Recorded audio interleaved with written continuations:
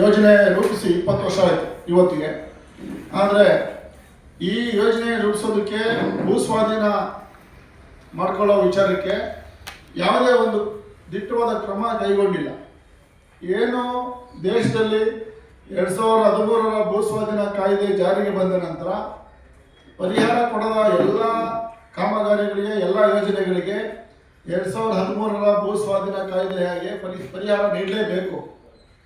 ಆದರೆ ಏನು ಬೆಂಗಳೂರು ನಗರದ ಈ ಸಂಚಾರಿ ದಟ್ಟಣೆ ಇಷ್ಟೊಂದು ಬೆಳವಣಿಗೆಯನ್ನ ಒತ್ತಡವನ್ನು ಸರಿ ಮಾಡಲಿಕ್ಕೆ, ಬಂಡವಾಳ ಹಾಕಲಿಕ್ಕೆ ಸರ್ಕಾರದಲ್ಲಿ ದುಡ್ಡು ಕಾಸು ವಿಚಾರವಾಗಿ ತುಂಬ ನಾನು ಹಣ ಉಳಿಸೋದಕ್ಕೋಸ್ಕರ, ಪರಿಹಾರ ಕೊಡೋದಕ್ಕೆ ಹಣ ಇಲ್ಲ ಅಂದ್ಬಿಟ್ಟು ಅದನ್ನು ಉಳಿಸೋದಕ್ಕೋಸ್ಕರ ವಾಮ ಮಾರ್ಗ ಮಾಡಿ ರೈತರನ್ನ ವಿವಿಧ ಒಂದು ಇಕ್ಕಟ್ಟಿನಲ್ಲಿ ಸಿಕ್ಕಿಸಿ ಸಚಿವ ಸಂಪುಟದಲ್ಲಿ ಏನು ನಾನು ವಿಷಯ ಪಡ್ತೀನಿ ನೇರವಾಗಿ, ಕಳೆದ ಸಚಿವ ಸಂಪುಟದಲ್ಲಿ ಏನು ಫೆರಿಫೆರಲ್ ರಿಂಗ್ ರಸ್ತೆಗೆ ಒಂದು ಸ್ಕೀಮ್ ಅಡಿ ಯೋಜನೆ ಮಾಡೋದಕ್ಕೆ ರೂಪಿಸಿದ್ದಾರೆ.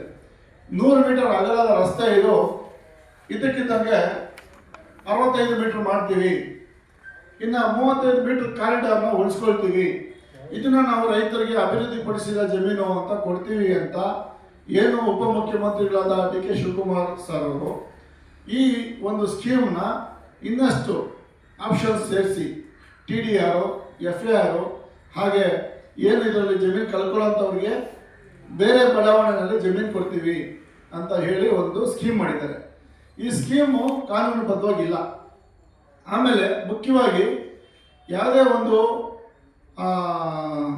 ಯೋಜನೆಯನ್ನು ರೈತರ ಒಪ್ಪಿಗೆ ಮಾಡಲಿಕ್ಕೆ ಬರೋದೇ ಇಲ್ಲ. ಇವರು ಇದಕ್ಕಿದ್ದಂಗೆ 100 ಮೀಟರ್ನ 65 ಮೀಟರ್ಗೆ ಕಡಿತಗೊಳಿಸಿ ಆ ಜಮೀನು ನಮ್ಮದೇ, ಏನು 100 ಮೀಟರ್ನಲ್ಲಿ ನಮ್ಮ ಜಮೀನನ್ನ ನಮಗೆ ಕೊಡೋದ್ರಲ್ಲಿ ಚೌಕಾಸಿ ಮಾಡಿ ಏನು 35% ಜಾಗ ಕೊಡ್ತೀವಿ, 8,350 ಅಡಿ ಕೊಡ್ತೀವಿ ಅಂತ ಏನು ಸಚಿವ ಸಂಪುಟದಲ್ಲಿ ತೀರ್ಮಾನ ತಗೊಳ್ತಾರೆ. 43,560 ಅಡಿ ಜಾಗದಲ್ಲಿ ನಾವು 1 ಎಕರೆನ ಅಷ್ಟು ಜಾಗದಲ್ಲಿ ನಾವು ಏನು 8,300 ಅಡಿ ತಗೊಳ್ಳೋದು ತರದು ನಮಗೇನಿಲ್ಲ.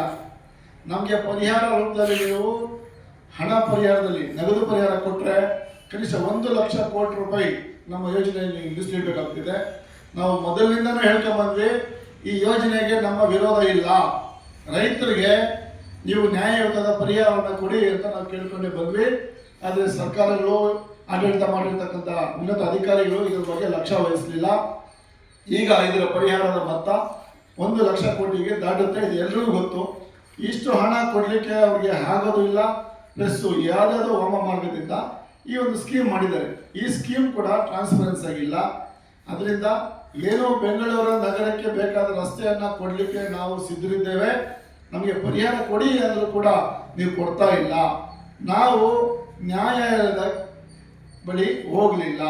ಯಾಕೆ ಹೋಗಲಿಲ್ಲ ಅಂದರೆ ಸರ್ಕಾರದ ಮೇಲೆ ಭರವಸೆಯಿಂದ ಹೌದು ಪರಿಹಾರ ಕೊಟ್ಟೇ ಕೊಡುತ್ತೆ, ಸರ್ಕಾರದ ಜವಾಬ್ದಾರಿ, 2013ರಂಗೆ ಪರಿಹಾರ ಕೊಡಬೇಕಾಗಿರೋದು ಸರ್ಕಾರದ ಜವಾಬ್ದಾರಿ ಅಂತ ನಾವು ನ್ಯಾಯಾಲಯದ ಮೆಟ್ಟಲು ಹತ್ತಿರಲಿಲ್ಲ. ಏನು ಈ ಸ್ವಲ್ಪ ಜನ ನಮ್ಮಲ್ಲಿ ರೈತರು ಜಮೀನು ಕಳ್ಕೊಳ್ಳೋಂಥ ಭೂ ಮಾಲೀಕರು ನ್ಯಾಯಾಲಯದಲ್ಲಿ ಈಗ ದಾವೆ ಹೂಡಿದ್ದಾರೆ, ಅಲ್ಲಿ ಅವರು ಜಮೀನು ಸೇಫ್ ಆಗಿ, ನಾವು ರೈತರು ಜಮೀನು ಕೊಡೋಕೆ ಒಪ್ಕೊಂಡಿದ್ದು ನಮಗೆ ಪರಿಹಾರ ಕೊಡಲಿಲ್ಲ ಅನ್ನೋ ತಪ್ಪಗೋಸ್ಕರ ನಾವು ನಿಮ್ಮಿಂದ ನಷ್ಟ ಅನುಭವಿಸೋ ಕೆಲಸ ನಮಗೆ ಯಾಕೆ? ನಮಗೆ ನ್ಯಾಯಾಲಯಕ್ಕೆ ಹೋಗೋ ದೊಡ್ಡ ವಿಚಾರ ಏನೂ ಅಲ್ಲ. ಆದರೆ ನ್ಯಾಯಾಲಯದಲ್ಲಿ ಹೋದರೆ ನಿಮಗೆ ಏನು ಯೋಜನೆ ಲೇಟ್ ಆಗ್ಬೋದು, ಸರ್ಕಾರನೇ ಅವರನ್ನ ಉಸ್ತುವಾರಿ ವಹಿಸ್ಕೊಂಡಿದ್ದಾರೆ. ಈ ಯೋಜನೆ ಎಷ್ಟು ಮುಖ್ಯ ಅಂತ ಅಂತಾರಾಷ್ಟ್ರೀಯ ಮಟ್ಟದಲ್ಲಿ ಈ ಯೋಜನೆ ಬಗ್ಗೆ ಮಾತಾಡ್ತಾರೆ. ಈ ರಸ್ತೆ ಅಕ್ಕಪಕ್ಕ ರಿಯಲ್ ಎಸ್ಟೇಟ್ ಬಗ್ಗೆ ಮಾತಾಡ್ತಾರೆ. ಈ ರಿಯಲ್ ಎಸ್ಟೇಟ್ ಆಗೋ ಲಾಭವನ್ನ ರೈತರಾದ ನಾವು ಅನುಭವಿಸ್ಬೇಕಲ್ವಾ? ಈ ಜಮೀನಿಗೆ ಈ ರಸ್ತೆಗೆ ಯೋಜನೆಗೆ ಜಮೀನು ಕೊಟ್ಟ ರೈತರು ಅದರ ಲಾಭವನ್ನು ಅನುಭವಿಸ್ಬೇಕು. ನಿಮ್ಮ ಒಂದು ಉದ್ದೇಶ ಯಾವುದೋ ಬ್ಲ್ಯಾಕ್ ರಾಕ್ ಕಂಪ್ನಿ ಕೊಡ್ತಿತ್ತಂತೆ, ಯಾವುದೋ ವಿದೇಶಿ ಕಂಪ್ನಿಗಳು ಕೊಡ್ತಿದ್ದೆ, ಇನ್ವೆಸ್ಟ್ ಮಾಡ್ತಿದ್ದೆ ಅಂದರೆ ಇದು ದಡ್ಡತನ, ಇದು ಮೋಸ.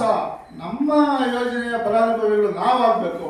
ನಮ್ಮ ಭೂಮಿಯನ್ನು ಕಳ್ಕೊಂಡು ನಾವು ನಮ್ಮ ರಸ್ತೆ ಪಕ್ಕದಲ್ಲಿ ಜಮೀನನ್ನ ಬೇರೆಯವರು ಮಾರಿ ಅವರು ಕೋಟ್ಯಾಂತರ ಸಂಪಾದನೆ ಮಾಡೋದು ಬೇಕಾಗಿಲ್ಲ.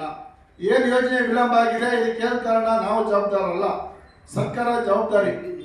ಇನ್ನು ನಮಗೆ ಕಾಯೋದಕ್ಕಾಗೋದಿಲ್ಲ. ನೀವೇನು ಮಾಡ್ತಾ ಇದ್ದೀರಾ ಇದನ್ನ ಪಾರದರ್ಶಕವಾಗಿ ರೈತರೊಂದಿಗೆ ಚರ್ಚೆ ಮಾಡಿ ಅಂತ ನಾವು ರಿಕ್ವೆಸ್ಟ್ ಮಾಡ್ತಾ ಇದ್ದೀವಿ. CCMನವ್ರಿಗೆ ಏನಾದರೂ ನಮಗೆ ಸ್ಪಂದಿಸಲಿಲ್ಲ, ಅವ್ರು ಏನಾದ್ರು ಬಿಡುವಿಲ್ಲ ಅಂದರೆ ದಯವಿಟ್ಟು ಮುಖ್ಯಮಂತ್ರಿಗಳು ಈ ವಿಚಾರಕ್ಕೆ ನೀವು ಮಧ್ಯಪ್ರವೇಶ ಮಾಡಬೇಕಂತ ಮಾಧ್ಯಮದ ಮೂಲಕ ನಾವು ಮುಖ್ಯಮಂತ್ರಿಗಳಿಗೂ ಕೇಳ್ಕೊಳ್ತೀವಿ.